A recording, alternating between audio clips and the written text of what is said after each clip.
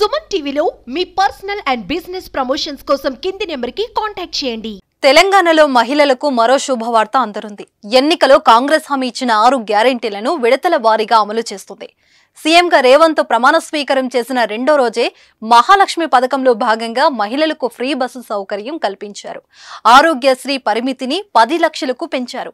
ఆ తర్వాత మరో 200 యూనిట్ల వరకు ఫ్రీ కరెంటు, 500 రూపాయలకే గ్యాస్ సిలిండర్ పథకాలను ప్రారంభించారు. తాజాగా మరో 2 పథకాల అమలుకు రంగం సిద్ధమైంది.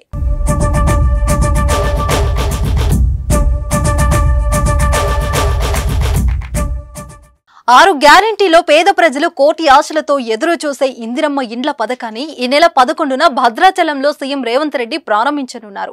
ఈ పథకం ద్వారా సొంత గూడు లేని వారికి ఇంటిని అందించనున్నారు. 2 విడతల వారీగా ఈ పథకాన్ని అమలు చేయాలని కాంగ్రెస్ భావిస్తుంది. ముందుగా జాగా ఉన్న వారికి ఇంటిని కేటాయించనున్నారు.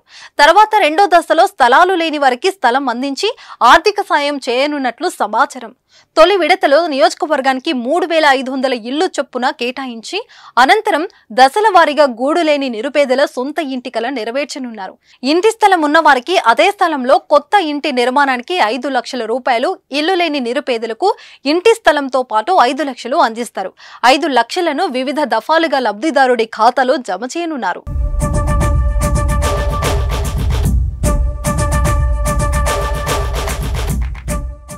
ఇందిరమ్మ ఇళ్ల పథకంతో పాటు మహిళలకు గుడ్ న్యూస్ అందించేందుకు సీఎం రేవంత్ రెడ్డి సిద్ధమయ్యారు.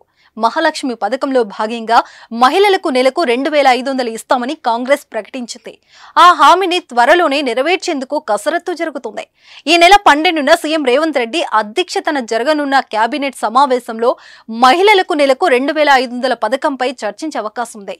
పథకం అమలుకు కావలసిన నిధులు, అర్హుల ఎంపిక విధానం, మార్గదర్శకాలపై అధికారులకు కీలక సూచనలు చేయనున్నట్లు సమాచారం.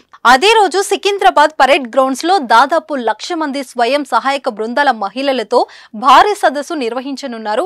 ఆ సమావేశంలో మహిళలకు నెలకు 2500 ఆర్థిక సాయం పథకంపై సీఎం కీలక ప్రకటన చేస్తారని ప్రభుత్వ వర్గాలు వెల్లడిస్తున్నాయి.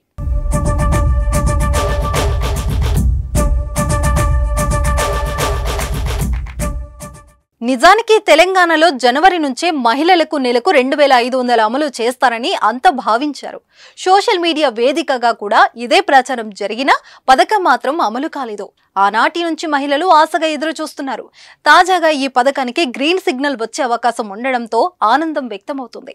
అన్ని అనుకున్నట్లు జరిగితే ఏప్రిల్ నుంచి ప్రతి నెల 2500 పేద మహిళల బ్యాంక్ అకౌంట్లో జమ అవుతాయి. అయితే ఈ పథకానికి ఎలాంటి కండిషన్లు పెడుతుంది అనేది ఆసక్తి రేపుతుంది. ప్రతి ఒక్కరికి కాకుండా కేవలం నిరుపేద, మధ్యతరగతి ప్రజలకు మాత్రమే ఈ పథకం దక్కేలా ప్రభుత్వం గైడ్ లైన్స్ ఉండే అవకాశం ఉంది. ఎందుకంటే ఇప్పటికే ధనవంతులకు ప్రభుత్వ పథకాలను తగ్గిస్తుంది ప్రభుత్వం. ట్యాక్స్ కట్టే వారికి, ప్రభుత్వ ఉద్యోగులకు ప్రభుత్వ పథకాలను అందజేస్తుంది. రైతు బంధు విషయంలోనే ఇదే పద్ధతి అనుసరిస్తుంది. కేవలం నిజమైన అర్హులకు మాత్రమే పథకాలు అందించేలా నియమ నిబంధనలను రూపొందిస్తుంది. మరి మహిళలకు 2500 పథకంలో ప్రభుత్వం ఎలాంటి నిర్ణయాలు తీసుకుంటుందనేది తెలియాలంటే ఈ నెల 12వ తేదీ వరకు ఆగాల్సిందే.